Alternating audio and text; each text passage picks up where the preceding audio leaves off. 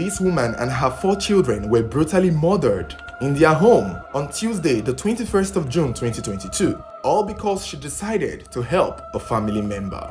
This story will make you lose hope in humanity and make you wonder whether or not it pays to be good.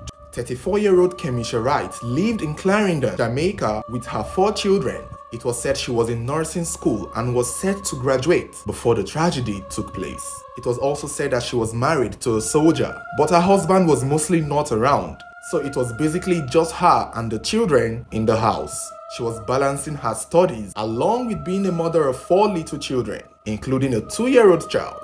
But sometime within the year, her cousin, 23-year-old Rushane reached out to her asking if he could stay with her. Rushane was having accommodation issues and Kemisha decided to help him out. I guess she was really in need of someone to help her out in the house with the kids, maybe so she could focus on her studies. Little did she know she was only giving shelter to the devil himself.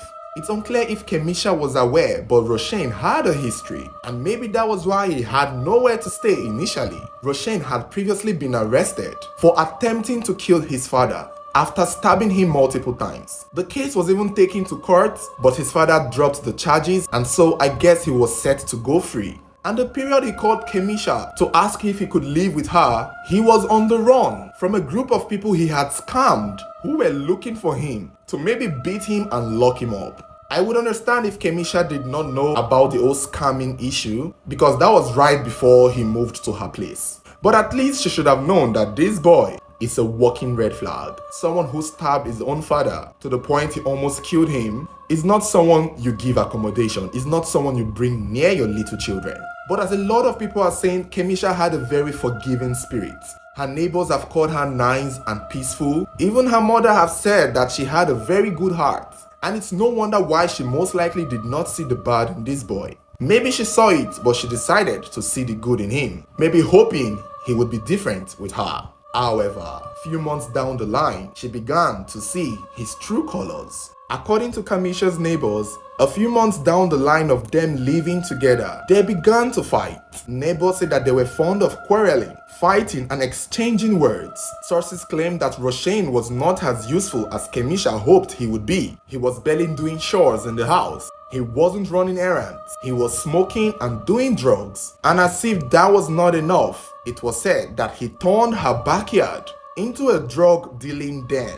Whenever she was not around, Rushane would be selling ganja at her backyard to clients. And definitely the neighbors saw him and words got back to Kemisha Wright. And it was said that was the straw that broke the camel's back. That was it. Kemisha could not take it any longer. And so she decided to ask him to leave. And of course, the devil would not leave without taking something of importance to you. And in Kemisha Wright's case, he took her life and the life of her 4 innocent children before packing his bags and running away. When Kemisha and her children's body were discovered on Tuesday the 21st of June 2022, the entire neighborhood of Clarendon, Jamaica burst into mourning. It was a shock, a blow to the community, and something they could not comprehend. It's unclear what Rushane was thinking. Whether he was going to get away with this, it's unclear if he thought he would. But immediately the police came, he was listed as the #1 suspect. And it didn't take long before he was caught and arrested. But it's unclear if he has admitted to the killing of his cousin and her children, because currently he has a lawyer fighting for him.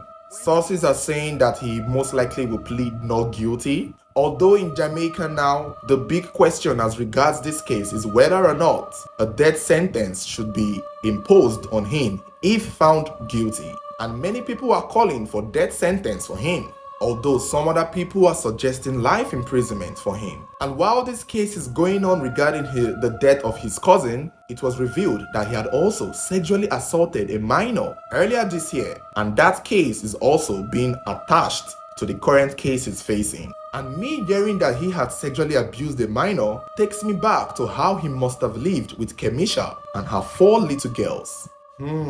he was a murderer, drug addict, and a pedophile? This is my thoughts with this case. The manner in which this boy killed his cousin and the little children with a knife seems a little deeper than just a surface quarrel issue. Maybe the fight was deeper than we thought, or maybe the fight was bigger than the neighbor saw. Because basically the notion is that she got fed up with him and asked him to leave because he was not doing chores, he was selling ganja. But then, what would warrant him to want to kill her and the little children? It seems really evil-minded for me.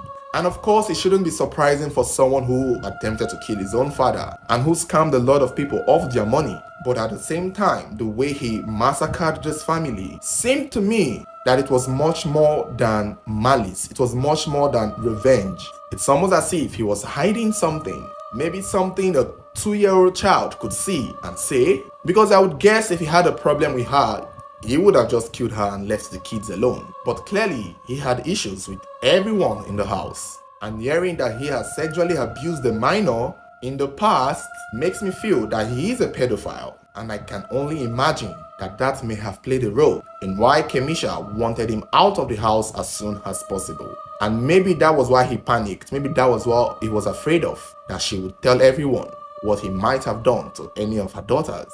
And that is what can push someone into such evil, to the point they don't even think that there is a chance that they could be caught. Well, again, like I said, his case is still in court. He has a lawyer really behind him trying to fight, maybe to get him out or maybe to prove he's not guilty, because I did not find anywhere where he admitted to killing the woman and her children. So he hasn't admitted to it yet. So we will just have to wait and see, because if he didn't kill them, then who did? At the same time, the entire neighborhood knows and feels that he did it. Everyone in Jamaica believes he did it. And the debate is whether or not he's going to get a death sentence or a life sentence. And everyone is saying he should get the death sentence. But you guys, let me know what you think. Because the only offense this woman did was deciding to give shelter to a family member who was in need. And this was how he paid her. It's really sad.